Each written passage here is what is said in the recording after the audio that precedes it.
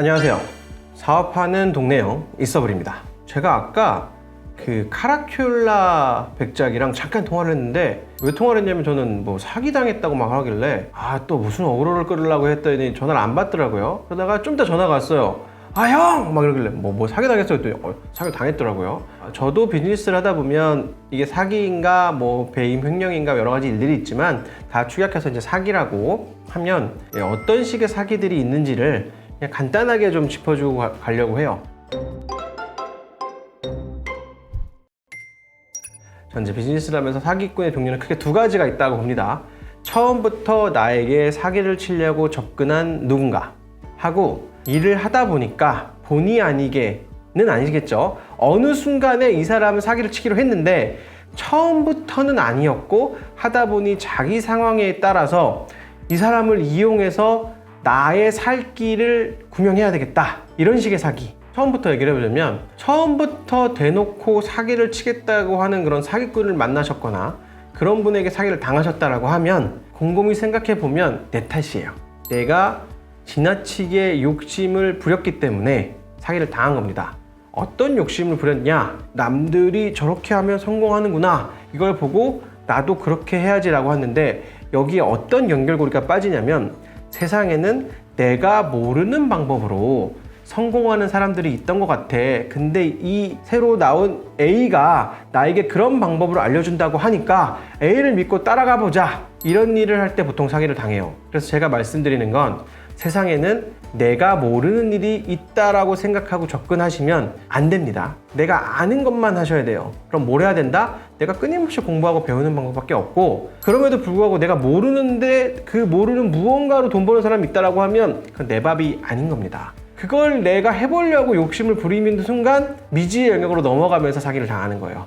그래서 제가 욕심을 버리라는 말은, 꿈은 크게 그리고 실행은 빠르게 대신 점진적으로 해라, 이런 말씀을 드리는 거예요. 내가 모르는 뭔가를 하는 누군가를 믿고 모르는 동네에 간다? 이게 사기를 당하는 길입니다. 욕심을 조금 내려놓으셔야 됩니다.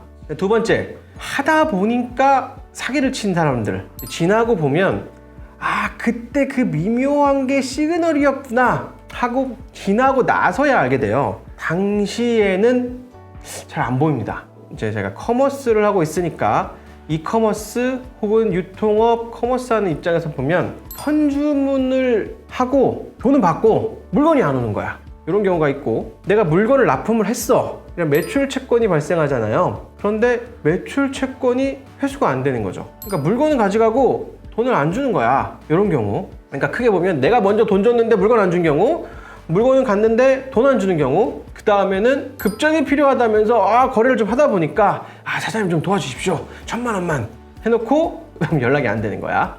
이런 경우. 또 하나 보자고 하면, 이제 조금 더 비즈니스를 하시다 보면 뭐 투자권 같은 것들도 있는데, 투자금을 원래 약속했던 대로 쓰지 않고 다른 데다가 뭐 돌려막기를 한다든가 아니면 뭐 횡령을 한다든가, 회사의 목적과 맞지 않는 제3의 목적으로 쓴 경우, 이런 걸 보통 횡령이라고 하는데, 이런 자금 유용도 다 이제 사기로 포함이 되는 거죠.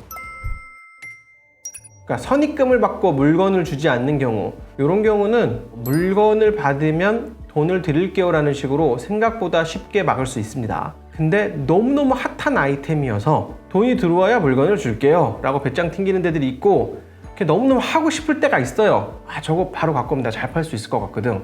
그럴 때는 현장에 가서 보는 것도 도움이 된다. 그치만 정말 그런 상황이라면 내가 아니어도 누군가도 다 팔 수 있는 거거든요. 생각보다 실익이 많지 않은 경우들이 더 많아요. 정말 꼭 해야 되는 일인지, 굳이 내가 성금까지 주고 물건을 받아야 되는 건가를 고민해 보실 필요가 있습니다. 왜냐면 계속 성금을 줘야 되는 식으로 사업을 하시면 캐시플로우가 좋아지지 않으면서 회사를 키우기가 힘들게 돼요. 다만 해외 거래는 성금이 가는 경우가 많으니까 좀 어쩔 수 없는 경우라고 생각해 주시면 될 것 같은데, 국내 거래에는 대부분 바꿀 수 있다.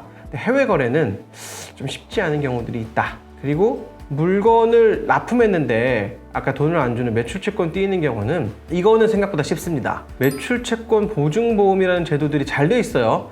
1년에 수십에서 수백만 원만 보험 내면 수억에서 수십억까지도 구제되는 경우들이 많이 있으니까, 요거는 누가 취급하냐면 신용보증기금 이런 데들이 대표적으로 취급을 하고 보험회사들도 취급을 하고 있기 때문에 매출채권 보증보험을 이용하시면 보험료를 아끼는 게 좋지 않냐 이렇게 생각하시는데 그게 아니고 보험료는 내고 매출이잖아요. 빵빵빵빵 물건 밀어주고 안 되면 보험 액티베이트 시켜가지고 채권회수는 저쪽에서 하세요. 우린 전문이 아니잖아요. 채권회수. 그렇게 하시는 게 훨씬 좋습니다. 영업은 공격적으로, 채권회수는 외주. 이렇게 가는 거죠. 그 다음에 돈 빌리러 갔다가 안 주는 경우, 네, 이건 심플합니다. 돈 거래하지 마세요. 돈은 금융기관에서 빌리는 겁니다. 그리고 투자금을 갖다가 하는 경우, 이건 제가 뭐 할 말이 없는 것 같아요. 투자는 신뢰에 의한 거라서 투자금이 일정 부분 들어가면, 예를 들면 3% 이상 들어가면 장부 열람권 같은 회사의 재무장비를 볼 수가 있으니까 꼼꼼하게 보시는 수밖에 없고, 나 그런 거 볼 줄 몰라 라고 하면 투자자라면 아셔야 됩니다. 볼 줄 모르면 안 되는 거고, 회사 계정 보다 보면 대손충당금이라는 계정이 있죠. 이게 띠인동 계정이에요. 이게 공식적으로 존재하고 굉장히 많이 쓰일 만큼, 그러니까 돈 띄이고 사기당하는 게 비즈니스에서 비일비재하다는 거예요. 그래서 나는 100% 완벽한 것만 하겠어 라고 하면 보통 일을 진행할 수가 없고, 모든 사업하시는 분들은 다 띄인 경험, 사기당한 경험이 있습니다. 이때의 팁을 좀 알려드릴게요. 일단 일이 벌어졌으면 너무 에너지를 많이 쓰지 마세요. 다시 구제할 확률은 별로 없습니다. 네, 그래요. 우리는 계속 그건 있고 돈을 벌어야 돼 라고 생각하시는 게 바람직합니다.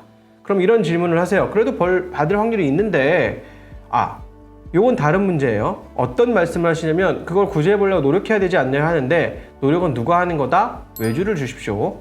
네, 그래서 소송은 받을 확률도 별로 없는데 변호사 비용 아까운데 소송이라든가 이런 거를 해야 되나요? 네, 하셔야 됩니다. 하셔야 공식적으로 대손충당금으로 편입이 돼요.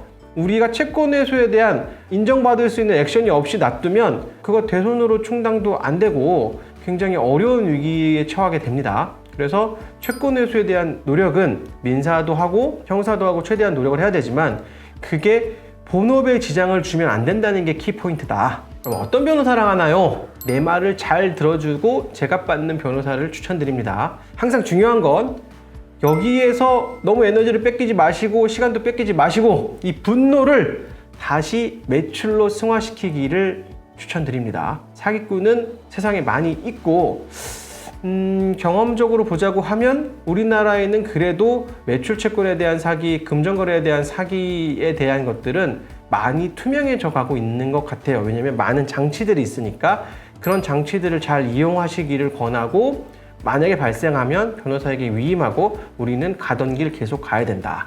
거기에 매몰돼서 에너지를 뺏기면 일이 안 된다. 우리는 본업이 더 중요하니까. 여태까지 사업하시면서 이런 일들을 겪고 그걸 매출로 승화시킨 적이 있으셨나요? 계기가 됐던 적? 저는 많아요. 왜 많냐면, 일단 사기를 당하면 열받거든요. 사기뿐만이 아니라 뭔가 프로젝트를 했는데 별로 도움은 별로 크게 된 것 같지 않고 가시적인 성과는 없어. 근데 돈을 수천만 원 썼어. 이런 경우 많단 말이에요. 이러면 어떤 상황이 된다? 내 머리가 잘 돌아가기 시작해요. 열받았잖아. 아깝잖아. 배 아프잖아. 그러니까 갑자기 내 머리가 도는 거야. 그래서 저는 이런 경우는 어떻게 말씀드리냐면, 그래서 사업이 잘 되고 있고 순항하고 있더라도 작은 프로젝트 우리가 감당할 수 있는 게 좋으니까 자꾸 시도를 해보면서 나를, 혹은 뭐 우리 팀의 누군가를 우리가 만든 궁지에 몰아넣어 보시기를 추천드려요. 작은 위기를 일부러 만들어 보시라는 거죠. 열받으면 머리 팡팡 돌아요. 내 돈이 들어가면 학습 욕구가 올라간다. 사기를 당하면 새로운 아이디어가 샘솟는 효과가 있으니까 분노를 매출로 승화시킬 수 있다. 여기까지 팁을 좀 드린 것 같아요. 올해는 사기 안 당하시는 해가 되기를 기원하겠습니다. 구독, 좋아요 부탁드리겠습니다. 감사합니다.